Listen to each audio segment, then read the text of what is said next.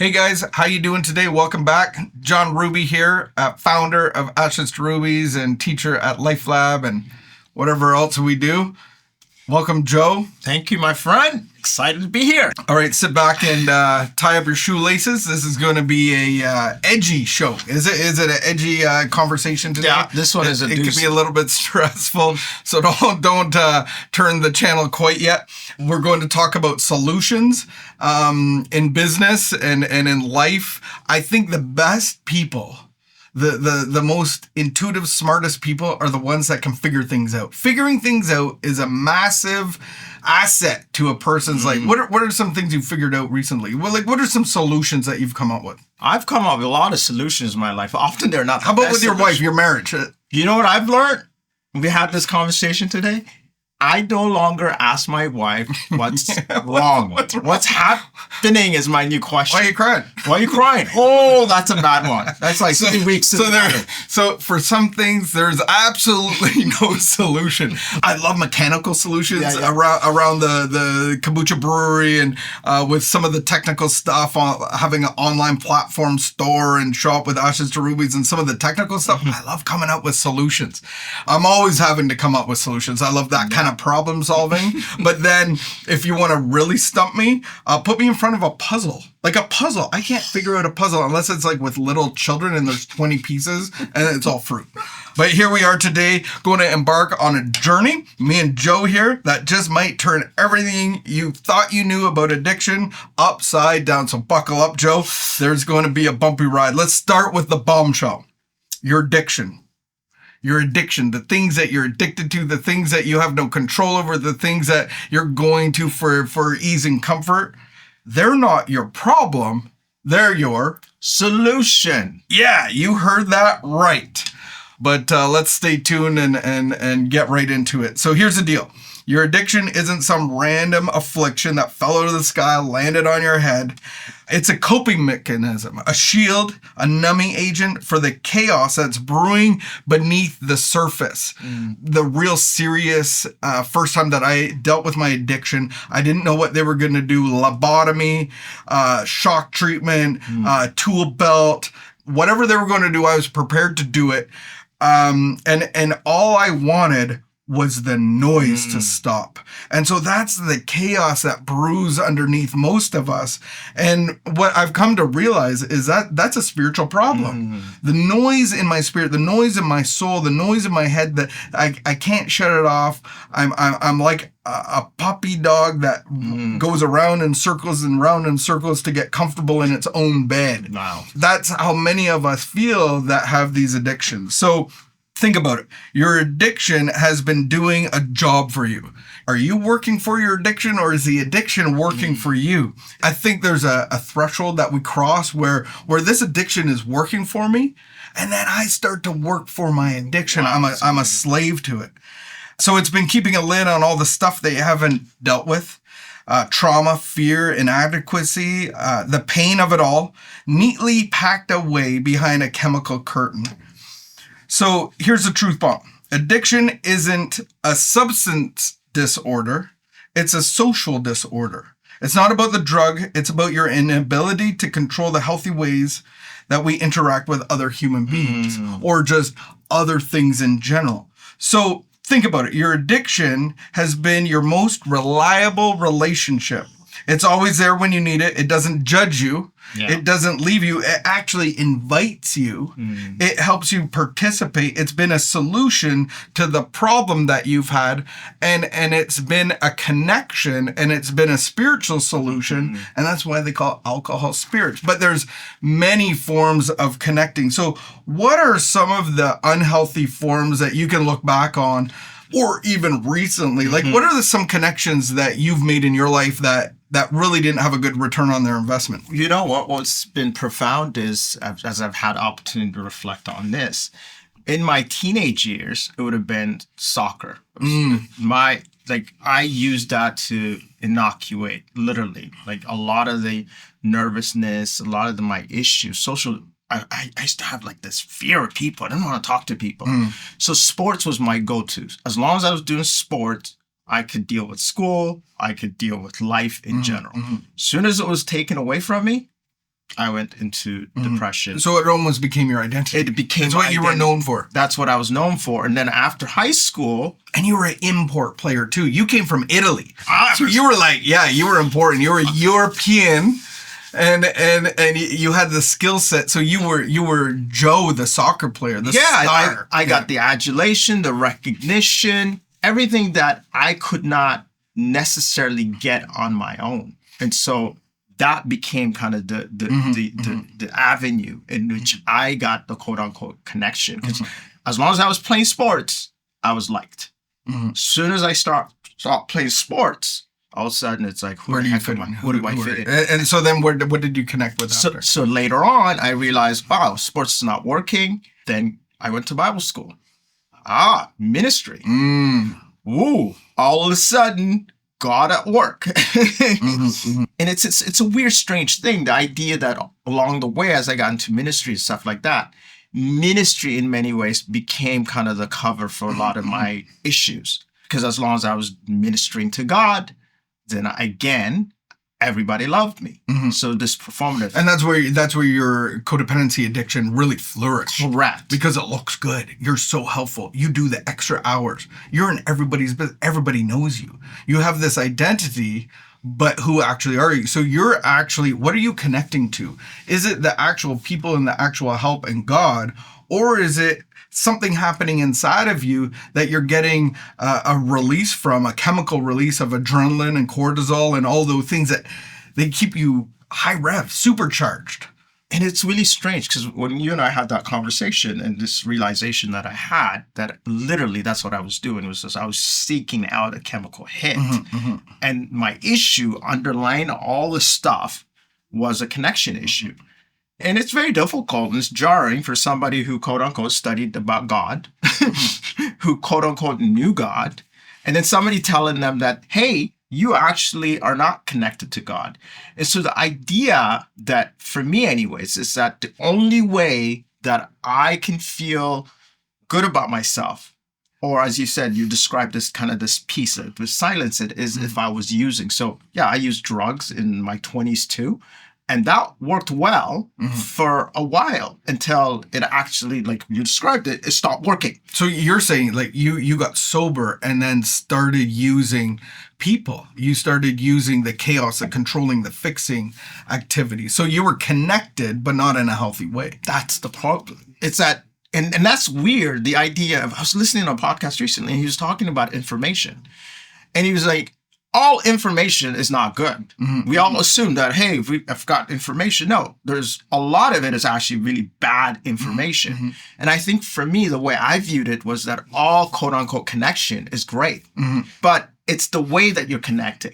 And what is the driving force? What is motivating me to connect with somebody? Is it because I'm trying to get something out of that relationship? Or do I actually truly connect with the people in relationship to who I am too? Because when you don't know who the heck you are and you've got all these things that are like masking your pain, you're not really connecting with anybody. People don't even get to know you. This is like 15 months ago, whatever. I was talking to a friend who I'd known for 30 years or so. And I called him to make some amends. And he says to me, I don't think I've ever known you. That's a shocking statement. I spent a lot of time with this individual. He thought he knew me, but he didn't. He only knew the part that I was willing to reveal. And I think that's what you're talking about when it comes to using drugs to cover. They cover, they hide. And so when I think back about my hiding, like I never even knew that I was hiding, but I always had the tension inside of me that I was going to do something bad, that I was always going to get in trouble. I can't remember being connected. I remembered Lego and Tinker Toys. I was always building something with my hands, so it just kept me busy. I was always busy, and I was the kind of kid that you never wanted to take into a souvenir shop because I can't stop touching things. Wow. Like I'm always looking, investigating, and so it was like this busyness as a little person just kept me distracted. But then when I first found alcohol, it was the first time that I connected to something that really solved a problem if we're designed to connect. When we're born, we're disconnected from our mothers. We're disconnected from how God has actually made us to connect. Yeah. So the course of our lives, I believe most of us are searching. There's this tension in our heart, and we're looking for that connection, and we find it in everything else. So I found it in the sports as well, and then I found it in female relationships, and there was anxiety around that for me because I had socials inside, like, and I just didn't have anything to offer women, really, like girls, like dating. It's like I got so much in here that it's too much tension to even work. So it's like I had so much going on, and then alcohol kind of took over, and then into drugs, and that kind of brought me out of sports, and really caring about the physical side, and I was just connected like that. But as you said, in your recovery, you connected to other things too. And I can look at that as well, of connecting to different things, whether it's the phone. I think a lot of people connect with the news, the Weather Channel. I didn't realize how many people really study the Weather Channel. You were just looking at it. Yeah. I obsess over the weather. And the Weather Channel, now it's almost every second day there's a red alert. I'm like, man, there's not a cloud in the sky, but there's something coming. And it's like this anticipation, and I'm connected into it. With the news, there's so much drama and trauma, and none of that's bad, but do we have the capacity to withhold that stuff? And so what I'm connected into actually starts to shape and mold me. And so I never wanted to miss my son's birthday. I don't like missing things, but alcohol shaped and molded me so that I didn't care about those things. So whatever we're connected to is actually going to shape and mold us. There was a study done called Rat Park Study. Yeah. They had this group of rats, and they were isolated in cages, and so they were given opiate waters. Yeah. And so they were bored. There was opiate water and regular water. They started all drinking the opiate water to pass the time. And so they took those rats and then they put them in this rat park. It's like all the other rats, there's Ferris wheels, there's like water slides, whatever rats love. Yeah. And it was, most of them gave up the opiate bottle and just did the water bottle, because they wanted to be connected where they belonged. And so where do we belong? I was just reminded of the story, the Pharisees that were trying to trip him up. Should you pay taxes? Yeah. Should we avoid the man? You're coming under something. You're coming under the law. You're coming under the authority of outside of heaven. And so they were trying to trip him up, and Jesus says, give to Caesar what's Caesar, and give God what's God's. And it's an interesting question, because what is God's? Well, God created our hearts and to belong to Him. So that's where we ultimately belong. Wow. So some of the things that we do, we find so valuable about connection. So we have a kombucha business where it's right now run on all volunteers, and it gets people connected. It gets people, we call it booching the gap. It's like, there's gaps in your life. Why don't you spend it here? Come do some bottling, come do some volunteering, and kind of booch the gaps in your life and get connected. So we do bottling day. After bottling day, we do lunch together. And it's just a fun time of connection. And then we have Ashes to Rubies, where we have our monthly show. We have our addiction resources. We have our connecting times. We have our LifeLab that actually leads people into the connection with the Spirit of God. Yeah. So then the Spirit of God is going to shape and mold us, shut off the noise. Actually, God becomes our solution.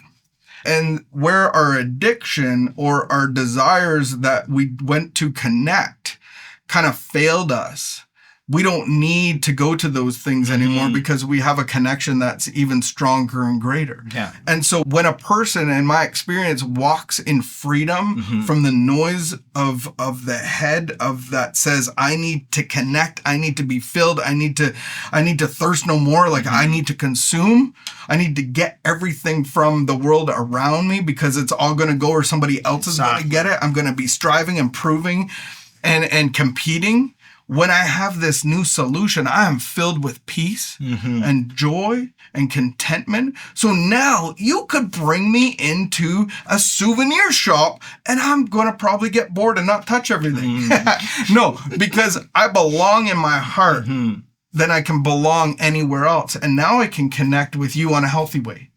I can serve people in a healthy way. I'm not giving advice. I'm not the guy to go to. I'm not waking up at 3 a.m. and going to try to solve all your problems while you're high. I just don't do that anymore. That's profound. I think the profound statement that you made here is the fact that once you are connected to God, you stop becoming the solution. I think often the reason why we have so many unhealthy relationships and the fact that so many people are addicted is the very fact that we're all trying to play the role of God. Yeah. We all have this Messiah complex that says, hey, you can come to me and consume me.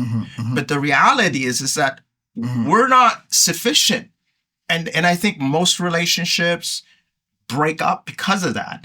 And so then we go to a quote unquote drug thinking, and that's what I did. I figured, you know what? I was literally seeking God in a pill form, hoping that I would feel alive. And you do, but it's momentarily, it's for a moment. And then guess what happens? Despair. So let me ask you a question though, because I think what I found profound in this understanding and revelation that addiction is not my problem, but my solution, is the fact that after I stopped doing the drugs, I thought I was cured. I was like, I'm not using anymore. I'm good. And it did. God totally, completely took this need and desire for drugs. It was a miracle in some ways. But what I did not understand till later on, after burnout and so on, is the fact that the underlying issue that drove me to use was never really resolved. And I guess the question I'd ask you is because you run a treatment center, you work with tons of addicts. Why do you think so many people, once they stop using, sometimes they get worse? Well, because their main solution is gone, and then there's maybe the underlying problem that they've had for ages, and it could stem from trauma and maybe early divorce in their families, and maybe abuse and harsh parenting, whatever it is. That stuff, we have to deal with it. So we believe that we have the ability to help people through it. It's not psychotherapy. You don't have to have a PhD. We just lead people into seeing and understanding the futility of doing life without these substances and with them to a whole new life. So most of us have to abandon our lives to get this new life. Yeah. And so I would just say, like, I would close with this. Remember, your addiction was never about the substance. It was about connection. And now that you get to learn how to connect for real, it's time to trade your chemical crutch for human hands reaching out to support you. Wow. Let's reach out our hands. Let's grab the people. You got this. It's a rough road ahead. Change is always difficult. Yeah, you know, it's like when you go to the gym for the first 2 weeks, man, you can hardly put your arms straight, that kind of thing. So it might feel like that. It's the harsh reality of change is going to stretch and grow you and strengthen you, but you got to tear the muscle to get grown, to get big. Amen. And so until next time, keep questioning, keep growing, and never stop asking for help. Stay connected. Stay connected.